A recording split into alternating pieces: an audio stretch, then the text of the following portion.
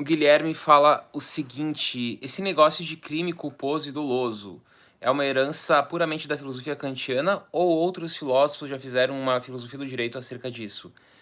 Já fizeram sim, vários filósofos trataram da teoria da pena. Tu volta até Kant, né? Até Platão tu pode voltar. Os gregos já falavam sobre isso, os medievais. Por exemplo, o Platão defendia a via da cura e os gregos, de modo geral, defendiam a via da cura. O retributivismo é uma característica lá do olho por olho, dente por dente, né? A lei de Talião, e isso foi consagrado por muito tempo, depois isso vai ser criticado, tem toda a filosofia medieval que vai falar sobre isso também, mas é retomado no período moderno pela via retributivista, que é a via da expiação. Então, o Kant e o Hegel são os dois grandes nomes do retributivismo moderno, porém com leituras diferentes do que significa isso, né? Então, essa questão do crime doloso, culposo, etc., não tem vínculo apenas com a filosofia, mas tem inclusive com a teologia. Muito do que está presente no direito penal no Brasil e no mundo, não só no Brasil, mas no mundo, está muito relacionado, inclusive, com a história da igreja, com a teologia. Então, isso tu vê claramente fazendo um estudo vinculado da relação direito penal e teologia, né? Mas com Kant, sim, com certeza tem relação com Kant. Tu vai encontrar no texto a Metafísica dos Costumes, por exemplo, um debate bem interessante sobre isso. O Adolfo, Kant, com sua noção de verdade como coerência, adequação do pensamento às suas leis, tem relação com as ideologias divorciadas da realidade? Do Kant, não, né? Por quê? Porque quando o Kant fala da noção de verdade, lá na Crítica da Razão Pura, e ele tenta apresentar a verdade sobre o objeto, tanto na sensibilidade como no entendimento, ele fala das representações, obviamente, né? Mas ele fala das representações puras, a priorísticas. Então, a noção de verdade do Kant é uma noção a priori, e, portanto, ela não está vinculada às ideologias, nesse sentido, ideologia que se dá a partir do século XIX, né? No sentido de Marx em diante, por exemplo, né?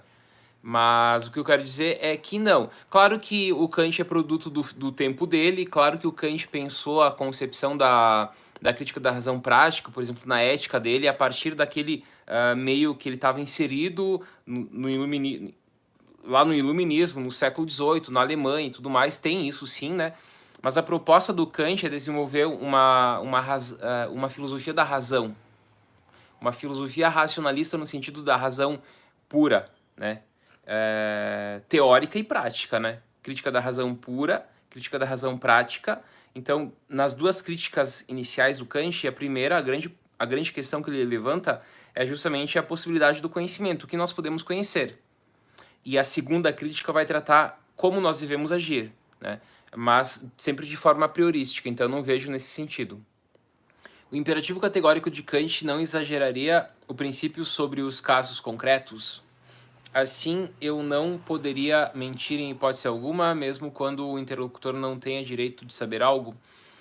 Sim, se a pergunta é sobre exagero, concordo, ele é formalista ao extremo e, portanto, a exigência do imperativo categórico ela acaba sendo algo praticado apenas por anjos, né? Tem essa crítica, inclusive, né?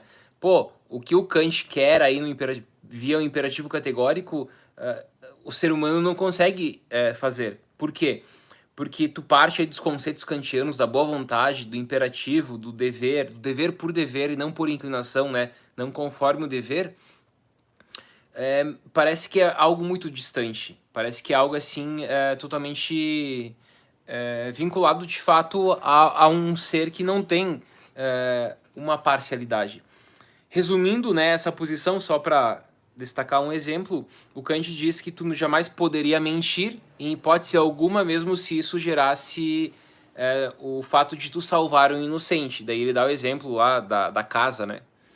Tu tá escondendo alguém que é inocente, chega o cara que quer matar o inocente, tu diz a verdade, o Kant diz que tu tem que falar a verdade. Por quê? Porque tu não pode mentir pelo imperativo categórico. Ah, mas nesse caso não dá para abrir uma exceção. Não existe exceção na filosofia kantiana, na ética kantiana. É sem exceções. Claro que ele vai explicar o porquê disso, mas a base teórica é o formalismo, é a deontologia, é a boa vontade, são as formulações do imperativo categórico, né? Que há várias formulações do imperativo categórico. Então, se ele exagera, concordo que ele exagera, concordo.